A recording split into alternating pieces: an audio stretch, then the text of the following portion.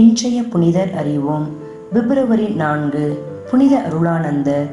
ஏழைகளுடன் வாழ்ந்து அவர்களுக்கு நற்செய்தி அறிவித்து சுகம் கொடுத்து பிள்ளைகளுக்கு நல்லறிவு புகட்டியவர். மரவ நாட்டு மாணிக்கம் தலை வெட்டப்பட்டு மறைசாட்சியாக மரித்தவர். செம்மன் புனிதர் புனித அருளானந்தர் என அன்போடு அழைக்கப்படும் ஜான் தே பிரிட்டோ. இவர் போர்ச்சுகல் நாட்டில் லிஸ்பன் நகரில் 1674 ஆண்டு மார்ச் மாதம் 1ஆம் தேதி சால்வதோர் தே பிரிட்டோ மற்றும் டோனா பிரிட்டஸ் பெரேயா தம்பதியரின் கடைசி குழந்தையாக பிறந்தவர்.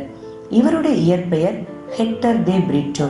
இவருடைய குடும்பம் போர்ச்சுகல் நாட்டு மன்னர் 2ஆம் பெட்ரோ என்பவருக்கு மிக நெருக்கமான குடும்பம்.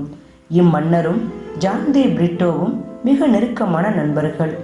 ஜான் தே பிரிட்டோ பிறந்த அன்றே இவர் பிழைக்க மாட்டார் என்று மருத்துவர்கள் கைவிட்டனர். இதனால் உடனடியாக பிரிட்டோவுக்கு திருமுழுக்கு அளிக்கப்பட்டது. பிரிட்டோவின் தந்தை பிரேசில் நாட்டின் ஆளுநராக பணியாற்றிய போது கொலை செய்யப்பட்டார். அப்போது இவருக்கு வயது 4 வயது முதலே தாயின் செல்ல பிள்ளையாக வளர்ந்தார். சிறு வயதில் அடிக்கடி நோய்வாய்ப்பட்டு கொண்டே இருந்தார். 9 வயது முதல் இளவரசன் பெத்ரோவின் தோழனாக அரண்மனையில் வாழ்ந்தார். 11 வயதில் மீண்டும் நோயுற்றார். இதனால் இவருடைய அன்னை இவரை தூய சவேரியாரிடம் ஒப்புக்கொடுத்து ஜெபித்தார். தூய சவேரியாரை, என்னுடைய மகன் உயிர் பிழைத்தால் உம்மை போன்று என்னுடைய மகனையும் அருள்பணி வாழ்வுக்காக அனுப்பி வைப்பேன் என்றார். அவர் ஜெபித்தது போன்று ஜான் தே பிரிட்டோ உயிர் பிழைத்தார். அதனால் அவருடைய அன்னை அவரை இறைப்பணிக்கு அர்ப்பணித்தார். கிபி 1662 டிசம்பர் 17ஆம் நாள் ஜான் தே பிரிட்டோ இயேசு சபையில் சேர்ந்து 1673ஆம் ஆண்டு குருவாக அருள் பொழிவு செய்யப்பட்டார். படிக்கின்ற போதே அறிவோடும் ஞானத்தோடும் இருந்ததால் குருமடத்தில் இவரை பேராசிரியராக பொறுப்பில் அமர்த்த நினைத்தார்கள். ஆனால் இவரோ, நான் தூய சவேரியாரை போன்று இந்தியாவிற்கு சென்று மறைபோதக பணியாற்ற வேண்டும் என்று தன்னுடைய எண்ணத்தை வெளிப்படுத்தினார். இது அவருடைய தாய்க்கு பிடிக்கவே இல்லை. தன்னுடைய மகன் தன் அருகே இருந்து இறைப்பணியாற்றினால் நன்றாக இருக்குமே என்று நினைத்தார். தொலைதூர நாட்டிற்கு சென்று இறைப்பணியாற்றப் போவதாக சொல்கிறானே என்று எண்ணி மேலிடத்திற்கெல்லாம் சென்று அவரை தடுக்க பார்த்தார். அதற்கு ஜான் தே பிரிட்டோ, இந்தியாவிற்கு சென்று திருமறையை போதிப்பதுதான் என்னுடைய லட்சியம் என்று மிக உறுதியாக இருந்தார். இதனால் அவருடைய தாய் மறுபேதும் சொல்லாமல் அனுப்பி வைத்தார். 1273 மார்ச் 25 அன்று கப்பலில் புறப்பட்டார். பாய்மர கப்பல் என்பதால் நடுக்கடலில் வந்தபோது காற்று இல்லாமல் கப்பல் நின்று விட்டது. வெயில் அதிகமாக அடித்ததால் உணவுப் பொருள்களும் கெட ஆரம்பித்தது. பலர் இறந்து போனார்கள். அப்போது பிரிட்டோ எல்லோரையும் ஜெபிக்க அழைத்தார். இவர்களின் ஜெபத்தை இறைவன் கேட்க காற்று வீசியது. கப்பல் இந்தியாவில் உள்ள கோவாவில் வந்திறங்கியது. ஜான் தே பிரிட்டோ ஒரு இந்து சந்நியாசியை போன்று உடை அணிந்து கொண்டு தமிழ் மொழியை கற்றுக்கொண்டார். அதன் பின்னர் ஜான் தே பிரிட்டோ என்ற தன்னுடைய பெயரை அருளானந்தர் என மாற்றிக்கொண்டு ஆண்டவர் இயேசுவை பற்றிய நற்செய்தியை எல்லா மக்களுக்கும் அறிவித்தார். அப்போது மதுரையை தலைமை பீடமாக கொண்டு மதுரை மிஷன் செயல்பட்டு கொண்டிருந்தது.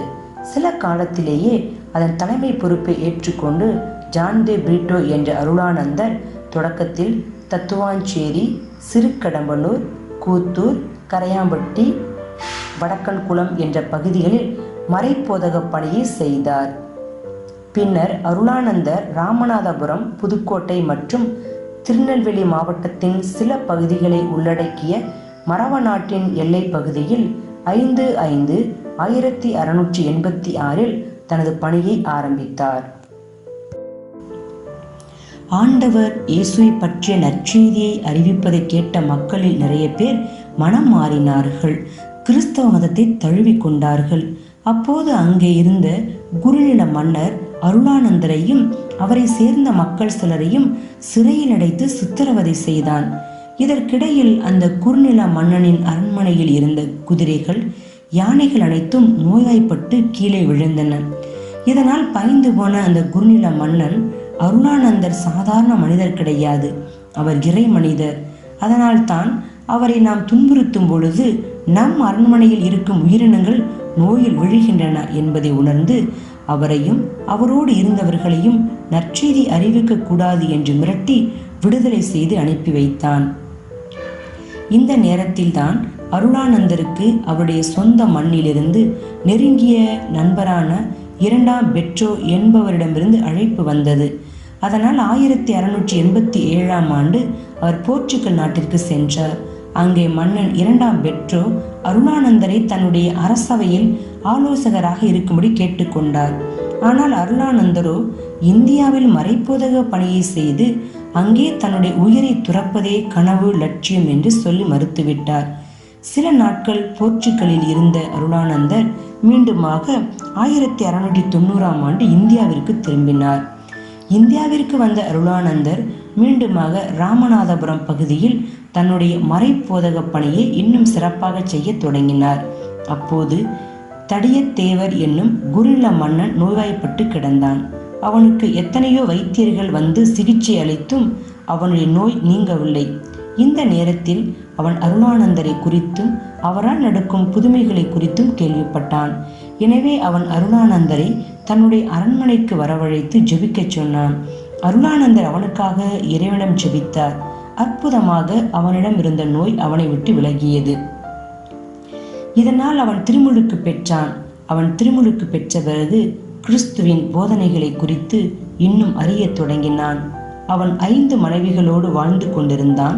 இயேசுவின் போதனைகளை கேட்ட பிறகு அவன் தன்னுடைய முதல் மனைவியை மட்டும் தன்னோடு வைத்துக்கொண்டு மற்ற 4 பேரையும் அவருடைய வீட்டிற்கு அனுப்பி வைத்தான். தடியத்தேவரால் வீட்டிற்கு அனுப்பப்பட்ட 4 மனைவியருள் ஒருவர் மன்னர் சேதுபதியின் சகோதரி. இச்செய்தி கேட்டு கோபமடைந்த மன்னன் சேதுபதி அவன் கூலியாட்களை வைத்து இப்பிரச்சனைக்கு காரணமாகிய அருளானந்தரை கொலை செய்ய திட்டம் தீட்டினான். 1693 ஆண்டு தொடக்கத்தில் மன்னன் சேதுபதி அருளானந்தரை கைது செய்து சித்திரவதை செய்தான். பாழ் கிணற்றில் தலைகீழாக இறக்கினான். பாறையில் உருட்டிவிட்டான். இப்படியாக அருளானந்தரை பல்வேறு விதங்களில் சித்திரவதை செய்தான். பிப்ரவரி மாதம் 4ஆம் தேதி அருளானந்தரை ஓரியூருக்கு இழுத்துச் சென்றவன் அங்கே ஒரு கழுமரத்தில் ஏற்றி தலையையும் கைகளையும் கால்களையும் துண்டித்தான். இதனால் அருளானந்தர் ஓரியூர் மண்ணிலே ஆண்டவர் இயேசுவுக்காக மறைசாட்சியாக உயிர் துறந்தார். அருளானந்தர் இறந்த பிறகு 7 நாட்கள் தொடர்ந்து அவ்வூரில் மழை பெய்தது. இத்தனைக்கும் அது கோடை காலம். அருளானந்தர் மறைசாட்சியாக உயிர் நீத்த செய்தியை கேள்விப்பட்டு போர்ச்சுகலில் இருந்த அவருடைய அன்னை மிகவும் வருந்தி துக்கம் கொண்டாடுவோருக்கான ஆடையை உடுத்தினார். ஆனால் அருளானந்தரின் நெருங்கிய நண்பரான இரண்டாம் பெட்ரோ இது துக்கப்பட வேண்டிய காரியம் கிடையாது, மகிழ்ந்திருக்க வேண்டிய காரியம் என்று சொல்லி அந்த அன்னைக்கு அரசிக்குரிய ஆடையை அணிவித்து அவரை சிறப்பு செய்தார். அருளானந்தர் ஆண்டவர் இயேசுவுக்காக அவருடைய நற்செய்திக்காக தன்னுடைய உயிரை துறந்தவர் என்று சொன்னால் அது மிகையாகாது. அருளானந்தர் நினைத்திருந்தால் மன்னன் பெட்ரோவின் அரண்மனையில் அரசவை உறுப்பினராக சுகபோகமாக வாழ்ந்திருக்க முடியும். அல்லது ஏதோ ஒரு குருமடத்தில் பேராசிரியராக பணியாற்றிவிட்டு நிம்மதியாக வாழ்ந்திருக்க முடியும். ஆனால் அவர் அப்படி செய்யவில்லை. இந்திய மண்ணிற்கு வந்து நற்செய்தியை அறிவித்து அதன் வழியாக தன்னுடைய உயிரை இழப்பதையே லட்சியமாக கொண்டு வாழ்ந்தார். அதன்படி அவர் தடியத்தேவரின் தவற்றை சுற்றி காட்டி அவரை மனமாறச் செய்தார். அதற்காகவே தன்னுடைய இன்னுயிரையும் துறந்தார். அருளானந்தருக்கும் நற்செய்தியில் வரும் திருமுழுக்கு யோவானுக்கும் ஒரு சில நெருங்கிய தொடர்புகள் இருக்கின்றது என்பதை நாம் மறந்துவிடக்கூடாது. திருமுழுக்கு யோவான் மன்னன் ஏரோதின் தவறை சுட்டி காட்டியதால் ஏரோதியால் சூழ்ச்சி செய்து அவரை கொன்று போட்டாள். அதை போன்றுதான் அருளானந்தரும் தடியத்தேவரின் தவறை சுட்டி காட்டியதால் அவருடைய 5 மனைவியர்களுள் ஒருத்தியான கடலாயி தன்னுடைய சகோதரனான மன்னன் சேதுபதியின் வழியாக அருளானந்தரின் உயிரை பறித்தாள். ஆகவே 2 பேருமே உண்மைக்காக போராடியவர்கள். அதை பிடிக்காத பெண்ணின் சூழ்ச்சியால் வீழ்த்தப்பட்டார்கள். இவ்வாறு இயேசுவுக்காகவே வாழ்ந்து மரித்த அருளானந்தர் 1853 ஆகஸ்ட் 21 அன்று திருத்தந்தை 9ஆம் பத்திநாதரால் அருளாளராக அறிவிக்கப்பட்டார். திருத்தந்தை 12ஆம் பத்திநாதர் 1947 ஜூன் 22 அன்று இவரை புனிதராக உயர்த்தினார். புனிதரிடமிருந்து கற்போம், இயேசுவின் சாட்சிகளாக வாழ்வோம்.